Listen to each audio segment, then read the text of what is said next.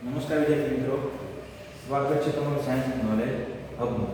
હવે છે આપણે ચેપ્ટર 11 ની શરૂઆત કરેલી, બરાબર ને? ચેપ્ટર 11 છે પ્રાણીઓને વનસ્પતિમાં વહન.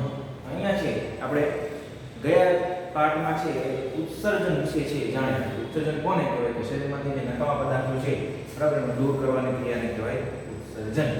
અને ઉત્સર્જનમાં ભાગ લેતા અવયવો છે એ સાથે મળી અને ઉત્સર્જન તંત્રની છે રચના કરે. હવે આગળનો ભાગ છે કે મનુષ્યમાં છે ઉત્સર્જન. પ્રાણીઓમાં ઉત્સર્જન જોવા મળે છે.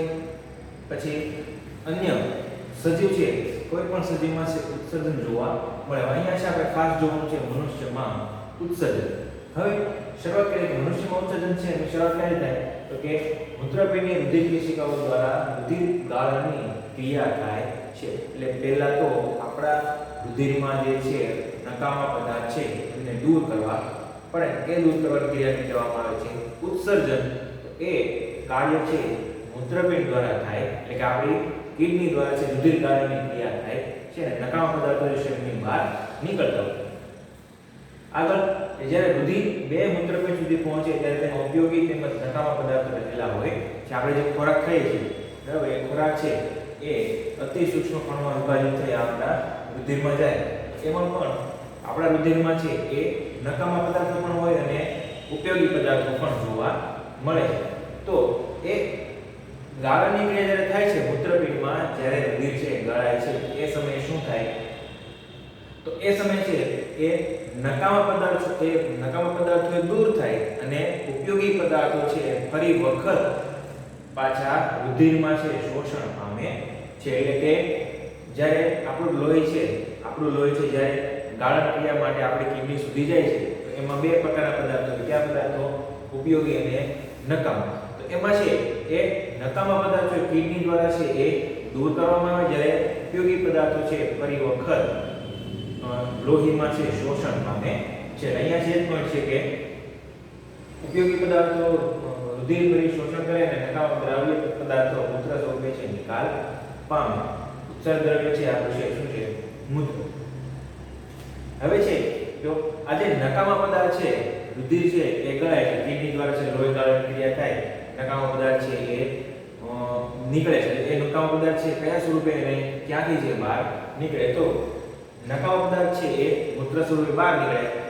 મૂત્રપિંડમાંથી મૂત્રવાહિની દ્વારા મૂત્રાશયમાં જાય છે. જો અહીં આકૃતિમાં છે એ કીધું છે કે ભાઈ આપણું છે એ કિડની છે, અહીંયા છે લોહી ગાળણની ક્રિયા છે એ થતી હોય. નકામા પદાર્થો છે ક્યાં જાય છે તો કે મૂત્રપિંડમાંથી મૂત્રવાહિની મારફતે ક્યાં જમા થાય છે? મૂત્રાશયમાં છે એકઠું થાય છે. હવે એ મૂત્રાશયમાં એકઠું થાય અને મૂત્ર છિદ્ર દ્વારા બહાર નિકાલ પામે છે. તો બહાર છે નિકાલ થાય છે. હવે આપણો લોહી છે, ફરી વખત સમજો કે આપણું લોહી જે છે, બરાબર, એ આપણી કિડનીમાં આવે છે આ રુધિરવાહિનીઓ દ્વારા ગાળણ ક્રિયા માટે. તો અહીંયા છે કિડનીમાં બે કાર્ય થાય છે. ભાઈ ગાળણ ક્રિયા થાય છે એમાં નકામા પદાર્થો નીકળે છે, મૂત્રવાહિની દ્વારા છે એ મૂત્રાશય સુધી પહોંચે. જ્યારે ઉપયોગી પદાર્થો છે એ ફરી વખત અંદરની અંદર છે એ આપણી કિડનીમાં અને કિડનીમાં જે છે એ લોહી સાથે મિશ્ર થઈને ફરી વખત છે પાછા લોહી સાથે ભળી જાય. ખ્યાલ આવે? એટલે અહીંયા જે છે નકામા પદાર્થો છે ક્યાં જાય છે? મૂત્રપિંડ મારફતે મૂત્રવાહિની દ્વારા મૂત્રાશયમાં છે એકઠું થાય છે કે જેને સમયાંતરે છે બહાર નિકાલ કરવામાં આવે છે. હવે અહીંયા છે આકૃતિ ધ્યાનથી જોજો. અહીંયા છે બે મૂત્રપિંડ છે, આ બ્લુ લાઈન જે છે શું છે? મૂત્રવાહિની, મૂત્રાશય અને છેલ્લે છે મૂત્ર છિદ્ર. આટલી વસ્તુ છે એ સાથે મળી અને ઉત્સર્જન તંત્રની છે રચના કરે છે. સવાલ પૂછાય એક માર્કમાં કે મનુષ્યમાં છે ઉત્સર્જન તંત્રની રચના દોરો અથવા તો જણાવો. તો આટલી આકૃતિ છે દોરવાની છે. રુધિરવાહિનીઓ છે મૂત્રપિંડ, મૂત્રવાહિની, મૂત્રાશય, મૂત્ર છિદ્ર. તો આ જે છે મનુષ્યમાં ઉત્સર્જન તંત્રની છે રચના કરે છે. હવે આપણે એ પણ જોયું કે ભાઈ આ મૂત્ર છે નિર્માણ થાય છે, બરાબર, શરીરની બહાર નિકાલ પામે છે. પણ તમે છે ઘણી વખત ડોક્ટર પાસે જઈએ, તાવ આવે, અન્ય કોઈ બીમારી થાય તો ડોક્ટર જે છે બે પ્રકારના રિપોર્ટ છે આપણી પાસે કરાવે. એક તો યુરિનનો રિપોર્ટ એટલે કે આપણા મૂત્રનો રિપોર્ટ કરાવે છે અને લોહીનો.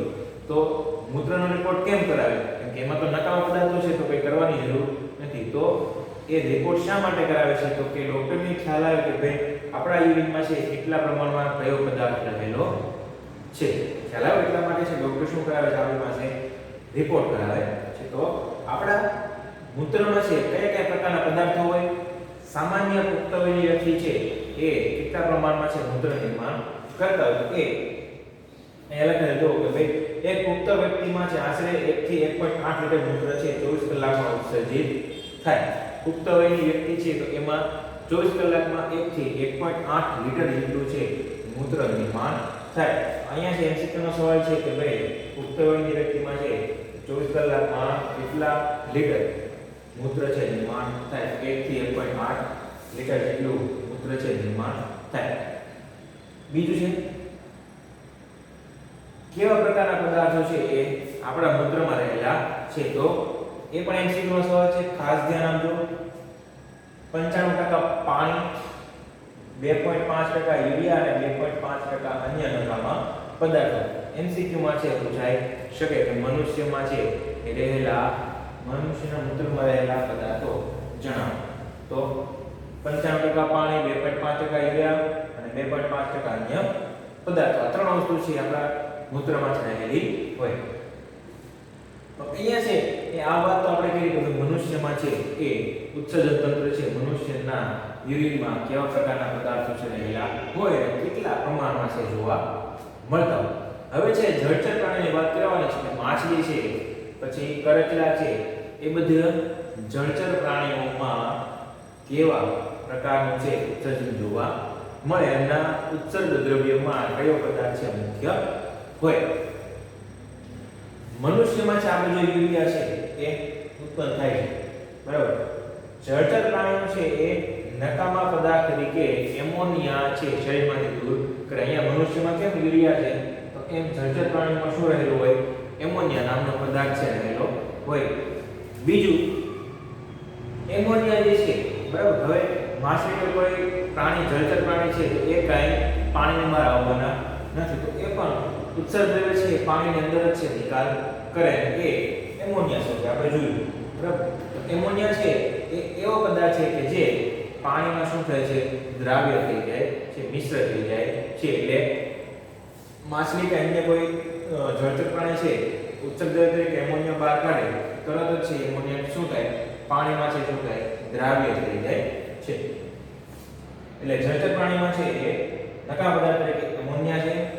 ત્યારબાદ તો કે જમીન પર રહેતા પ્રાણીઓ છે, મનુષ્ય સિવાયની વાત થાય છે કે જમીન પર રહેતા પ્રાણીઓ છે જેવા કે ગરોળી છે, સાપ છે, આ બધા પ્રાણીઓ છે. ત્યારબાદ છે પક્ષીઓ છે, બરાબર. તો આ સજીવો છે કે જે જમીન પર રહેતા સજીવો છે મનુષ્ય સિવાયના, એ સજીવો છે એમના ઉત્સર્જિત દ્રવ્યમાં મુખ્ય શું હોય? યુરિક એસિડ જોવા મળે. શું જોવા મળે છે? આ યુરિક એસિડ છે એ ગરોળી છે, સાપ છે, ત્યારબાદ છે પક્ષી. તો એમના ઉત્સર્ગ દ્રવ્યમાં મુખ્ય શું હોય? Uric acid. અને એ યુરિક એસિડ છે એ સફેદ અર્ધઘન સ્વરૂપે જોવા મળે. એટલે પ્રવાહી પણ નહીં અને ઘન પણ નહીં, અર્ધઘન સ્વરૂપે છે જોવા મળે. અને જમીન પર રહેતા પ્રાણીઓમાં છે યુરિક એસિડ છે મુખ્ય. મનુષ્યમાં છે ઉત્સર્ગ દ્રવ્ય તરીકે યુરિયા જોવા મળે. અહીંયા જોયું કે 2.5% શું છે મનુષ્યમાં? યુરિયા. જળચર પ્રાણીઓમાં છે એમોનિયા. ત્યારબાદ છે જમીન પર રહેતી પ્રાણીઓ છે ગરોળી, સાપ જેવા પક્ષી જે છે, બરાબર. એમાં શું જોવા મળે છે? Uric acid. જ્યારે મનુષ્યમાં શું જોવા મળે છે?